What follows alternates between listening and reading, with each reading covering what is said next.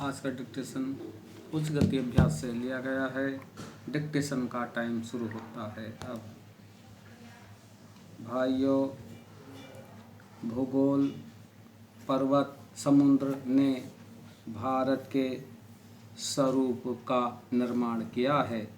कोई मानव संस्था इसके आकार को बदल नहीं सकती और ना ही उसके अंतिम लक्ष्य में बाधक बन सकती है।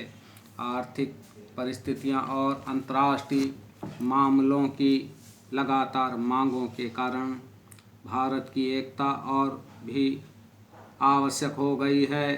भारत के जिस चित्र को हमने अपने दिलों में संजोया है वह सदा हमारे दिलों और दिमाग में रहेगा। अखिल भारतीय कांग्रेस समिति गंभीरता से यह विश्वास करती है कि जब वर्तमान भावनाओं की उत्तेजना समाप्त हो जाएगी तो भारत की समस्याओं को उचित परिप्रेक्ष्य में देखा जाएगा और भारत में दो राष्ट्रों के अस्तित्व के झूठे सिद्धांत को समाप्त कर दिया जाएगा और सभी इसका त्याग कर देंगे। सामान्यतः राष्ट्रीयता, जातीयता, भाषाई अथवा भौगोलिक तत्वों पर आधारित होती है, परंतु इस्लाम का अलग अस्तित्व है जो अन्य धार्मिक वर्गों में मिश्रित नहीं होता। 55 वर्ष की स्वतंत्र धर्मनिरपेक्ष राष्ट्रीयता के बाद आज भी कई जिम्मेदार मुसलमान नेता दावा करते हैं कि मुसलमान अलग राष्ट्र है। एक जिम्मेदार दल द्वारा इतने अधिक करुणाजनक और आत्मभ्रामक प्रस्ताव की कल्पना भी नहीं की जा सकती जितना कि अखिल भारतीय कांग्रेस समिति ने 15 जून 1947 को पास किया था। सभी नेता थक चुके थे और बूढ़े हो रहे थे।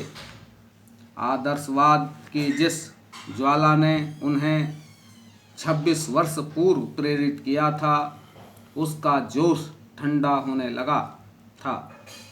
कांग्रेस का विकास सदा ही बदलते नेतृत्व के माध्यम से हुआ था, परंतु पिछले 25 वर्षों में वही नेता कांग्रेस की सत्ता संभाले हुए थे। उनके व्यक्तित्व और उनके त्याग ने उनको जो ख्याति प्रदान की थी, उनको जो बल प्रदान किया था, उसको कोई युवा नेता चुनौती देने का साहस नहीं कर सकता था। विभाजन के विरोध में केवल एक ही स्वर था और वह था गांधी जी का, परंतु वे भी बहुत बूढ़े हो गए थे और उनका स्वास्थ्य भी ठीक नहीं था। उन्होंने अखिल भारतीय कांग्रेस समिति से प्रस्ताव स्वीकार करने के लिए कहा। यदि वे नई कार्यकारिणी समिति और नई अंतरिम सरकार के लिए नए नेता नहीं चुन सकते, प्रस्ताव को पहले कार्य समिति ने पास किया। गांधी जी से विशेष रूप से प्रार्थना की गई थी कि वे उपस्थित हों और सभा को संबोधित भी करें।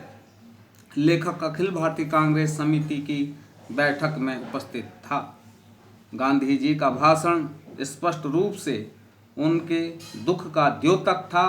उन्होंने कहा कि उनके विचार सर्वविदित है, फिर भी उन्होंने अखिल भारतीय कांग्रेस समिति को प्रस्ताव पास करने की सलाह दी। उन्होंने कहा कि अखिल भारतीय कांग्रेस समिति को इसे रद्द करने का अधिकार है, परंतु किसी ने इसका उत्तर नहीं दिया।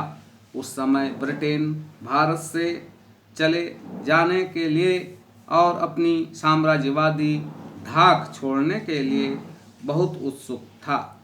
अब यह बोझ उनके लिए बहुत भारी हो गया था। एशिया के राजनीतिक पुनरुत्थान की उठती हुई लहर को नियंत्रित करना था।